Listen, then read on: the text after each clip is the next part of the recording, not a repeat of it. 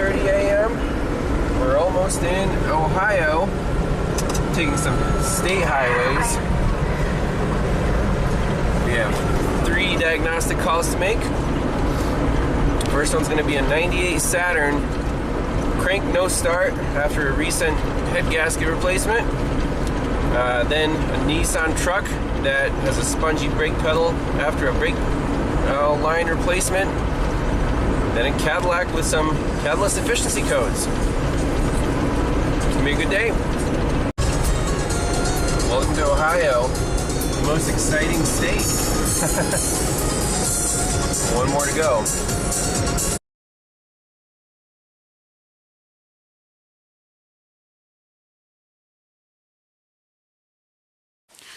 First stop in Ohio, we have a 1998 Saturn 1.9 liter dual overhead cam engine. Customer complaint is crank no start after a head gasket replacement. He said he drove it around fine, then one day it was kind of sluggish to start, and he drove it for a few more days, and then it just completely quit.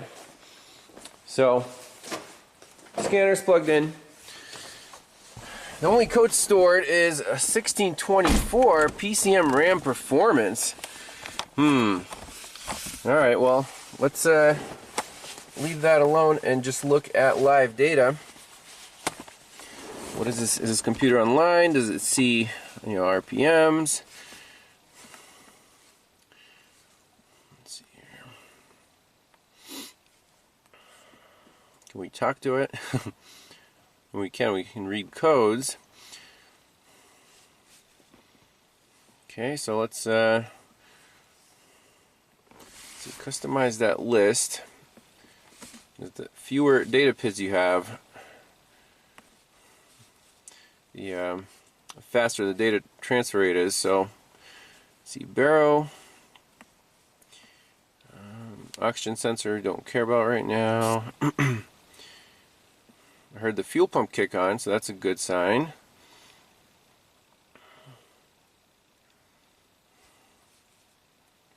Ignition voltage, let's do that. Just some basic data. There's RPM. Let's crank it.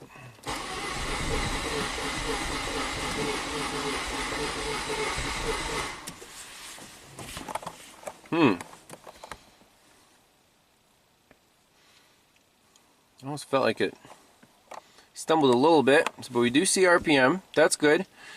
Next we can check spark, fuel pressure. Keep going with the basics. Well, I just floored it and it fired up. Let's see if it'll stay running.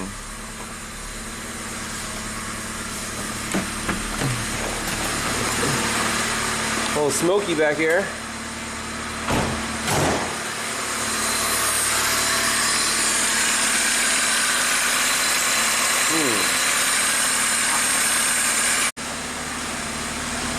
Seems to be running decently smooth. So what do you think, Aaron? What was that the first time it ran in a while? Yeah, so it right before Thanksgiving is the last time it ran. So it's been parked in the cold weather ever since. Huh. I tried to start it a couple times between now and then. Okay. But this is the first it's ran. Interesting.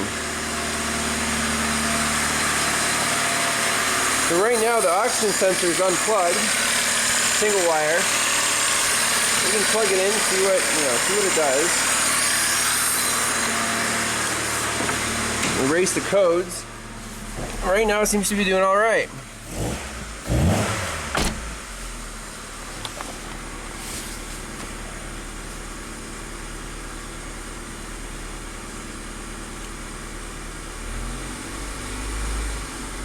All the data seems to be normal. So let's do key off, key on, codes menu. Okay, so let's delete that one.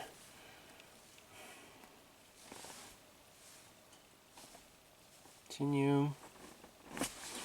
Key off. Key on. Display codes. No codes present. It's good. Let's plug in that oxygen sensor and then run it some more. So now we have the oxygen sensor pulled up, bank 1, sensor 1. Let's run it, and we can also want to see if it's an open loop or closed loop. That would be right here. Right there, so it's open loop right now. Starts right up. See what happens. I just gave it a little throttle and it actually almost died. Oxygen sensor is waking up. Closed loop. And this has the integrator and not derivative, but short-term and long-term trim. 128 is about 0. You can see it's taking fuel away pretty drastically right now.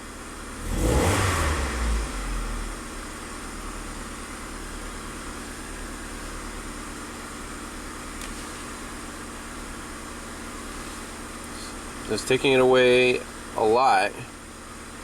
And the oxygen sensor is still going up.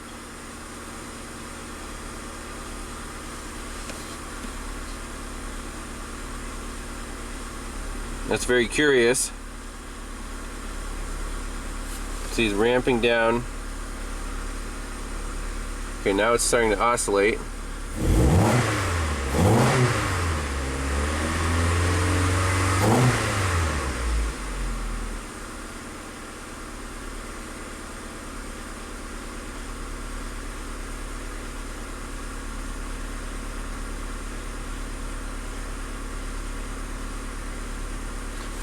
There's definitely a lot of trim.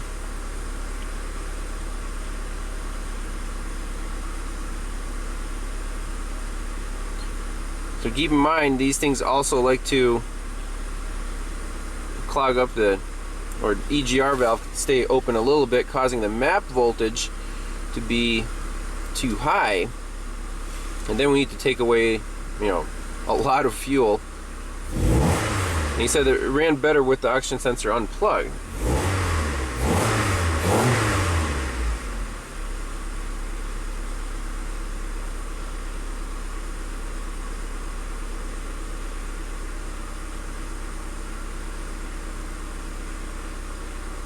Yeah, so I don't like this.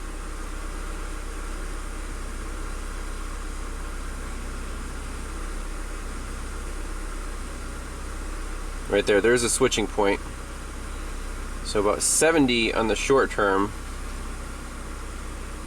instead of 128. It's taking a lot of fuel away. Raise the RPM just a little bit.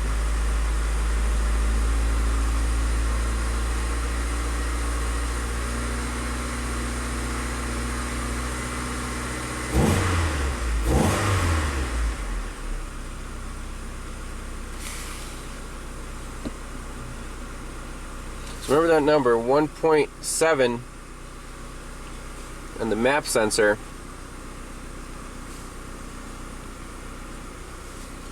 It's a pretty cool snapshot there. I wonder if instead of map voltage, if there's an actual,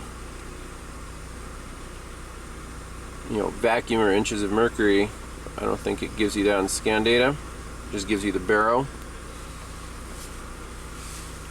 It's the atmospheric pressure. So let's take a look at that EGR valve. Well, it seemed to have stabilized. Short and long term trims are, you know, above 100. That's not too bad. I'll put it in gear. And we'll see our long term learn.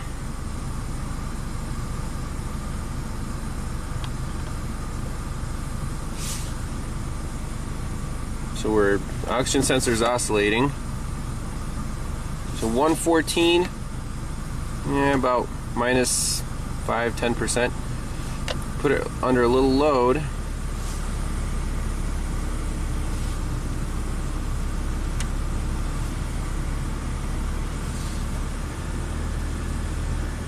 So it's going to learn all the cells. You gotta take it for a test drive, I guess. I mean, it seems to run pretty decent.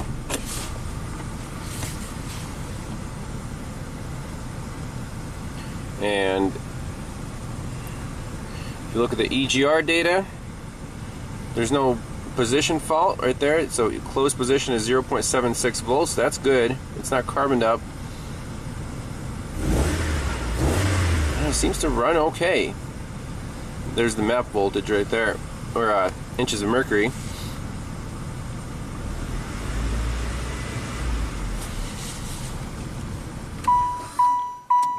So it'll show atmospheric is 30 and 10. If you subtract 20 from this, it'll be the engine vacuum. It seems to start fine and revs up fine.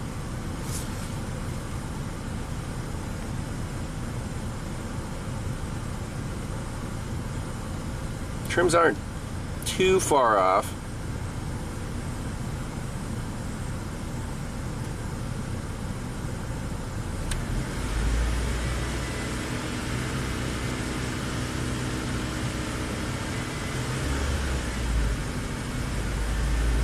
I mean, I'd like to see it closer to 128, but it's still learning.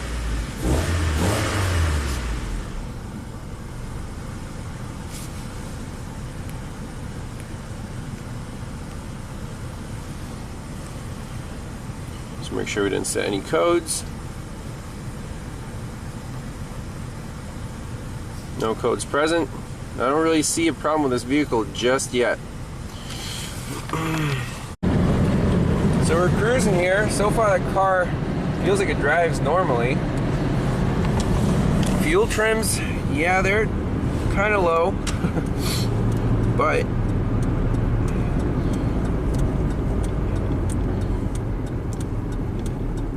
it's still within range as long as they're both above, 100 or so.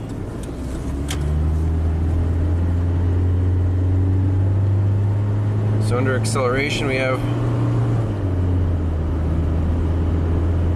100 on the short term, 110 in the long term.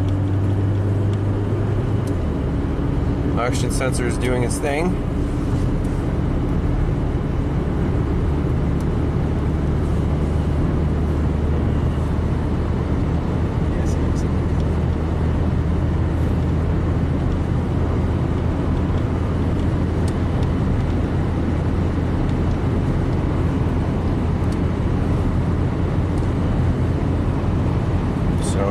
Does something funky, we'll turn the camera back on. So the Saturn runs as well as it can. Fuel trims right around 110 at idle, and when you're cruising they're right around 120, 130. I really don't see any other issues with this. Now the customer's really surprised because it's never driven like this with the oxygen sensor plugged in. And he said that, it didn't really have many miles on it since the head gasket was replaced, and it never ran well with the oxygen sensor plugged in. So I don't really know what to tell him. Just keep driving it and keep me updated, but right now I don't see any issues. So that's how it goes sometimes.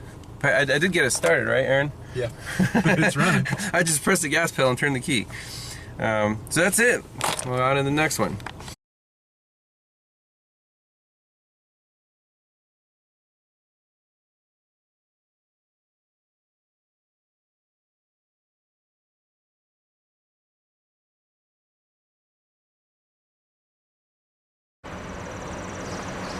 Up next, 2006 Nissan Titan. Customer complaint is after replacing brake lines and bleeding the system, he had a spongy pedal and it set some ABS codes. So, truck's running, pedal, it doesn't feel abnormal. I expected it to sink to the floor. But let's Well, it was when the brake lines were. Oh sure, yeah. Dodgy. So let's do the fault report on our launch. And what do we have here? So, check engine light is on for a P0102 MAF sensor circuit, P0113 IAT sensor, that's the intake air sensor. Voltage high. Now, I had those unplugged. now they're plugged back in? They're plugged back in. Okay, so those might be history codes, and then we have brake fluid low, signal pressure sensor circuit, but everything is plugged in. Brakes seem to be bled. We'll take it for a test drive. So let's just clear these codes out. Gonna start from scratch here. Okay, good. Shut it off.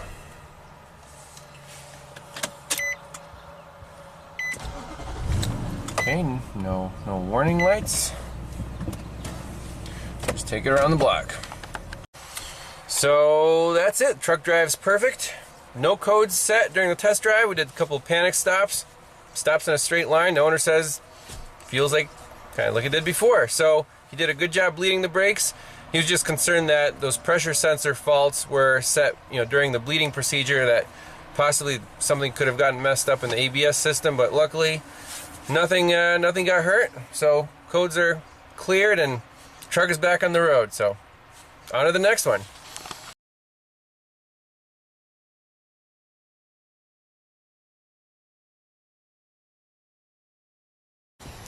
All right, last diagnostic call in Ohio. 2008 Cadillac SRX. Customer complaint is check engine light is on, and he's worried about the catalyst efficiency code. There's some other codes in it, but we're gonna focus on the catalyst monitor, which in this case actually it has not run yet. He said the battery went dead and ran through most of the cycles, but you can see the O2 sensor is not complete and the catalyst is not complete. So we're definitely going to have to drive this car and see what's going on. So if you look at the codes,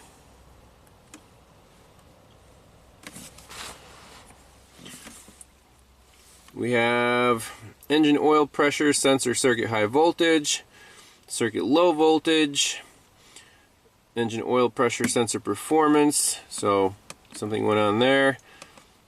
And then is a problem with the traction control. There's a bad ABS sensor, not worried about that. And then an evap history DTC, again, not too worried about that. So let's just jump into our live data.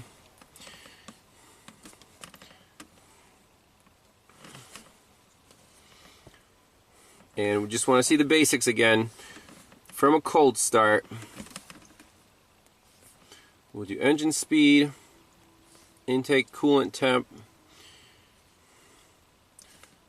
mass airflow grams per second, TPS, and 4 oxygen sensors and all the fuel trims. We'll put in 1 loop status just for kicks. So here's a cold start. Let's focus on the upstream. Bank 1 sensor 1, bank 1 sensor 2. Where's bank 2 sensor 1 here? Both upstreams. Start up.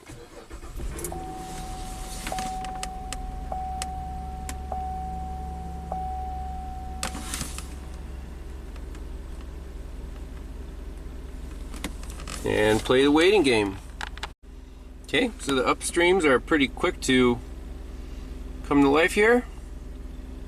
Downstreams are still warming up, so let's take it around the block. So here's what our data looks like right now. Looks like bank 2 is definitely more active than bank 1. So right now it's not too bad, but once you get cruising, this bank 2 sensor will start actually oscillating. So it does look like he has, the cat is getting less efficient on bank 2. The computer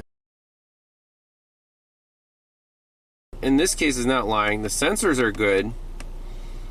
They warm up about the same time. These are the downstreams. So let's cruise for a little bit longer and see if that downstream sensor on bank 2 really oscillates hard, and if it does, put a new cat in. He said the cat's only 4 years old and they're OEM, but this car, it's I don't know if it's a lost cause or not, but it's a Christmas tree. So let's say we're not in Pennsylvania, so maybe you can put a defouler in there, one of those little spacers, because it's borderline, and on borderline cases the defouler usually delays the sensor enough to you know, have the computer be happy. So you can see bank 2, yep, it's definitely not as efficient as it used to be. That's good. Bank 1 is not as efficient. Bank 2 sensor 2, not bad at all. It's flatline. Let's cruise around just a little more.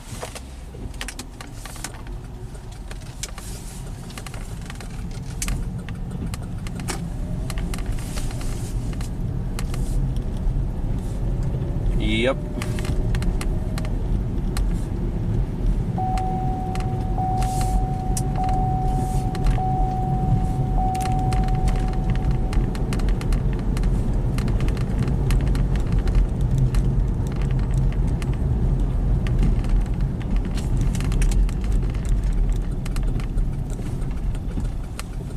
That's all we need to see. Indeed, bank 1 is low efficiency. That's pretty straightforward. I mean,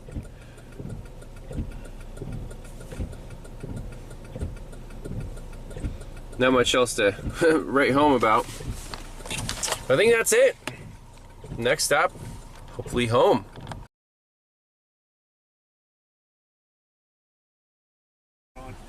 So a little bonus footage here. P0443 evap purge solenoid control circuit. Well, I just set that. But this one, the 496 system flow during. Oh, come on. System flow during non-purge. Very easy check here under the hood. Take off. So first locate your purge solenoid, unplug it, and if there's vacuum right now, and there is, the purge solenoid is not sealing. So you need a new one. That's it's clear cut as it gets. So right now it's actually sucking in purge flow even when the solenoid is not active. So needs a purge solenoid, defouler, and a whole bunch of other stuff, but hey, the car runs. That's good.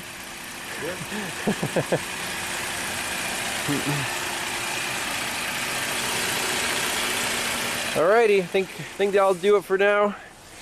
We'll get back on the road.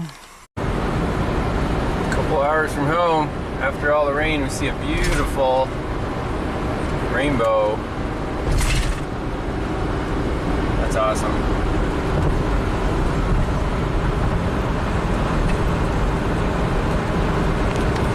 Well, that was a fun-filled trip. Hope you guys enjoyed all the diags and still got some work to do on the motorcycle. Really looking forward to some nicer weather so we can take it on a tour or something. But it was an awesome trip.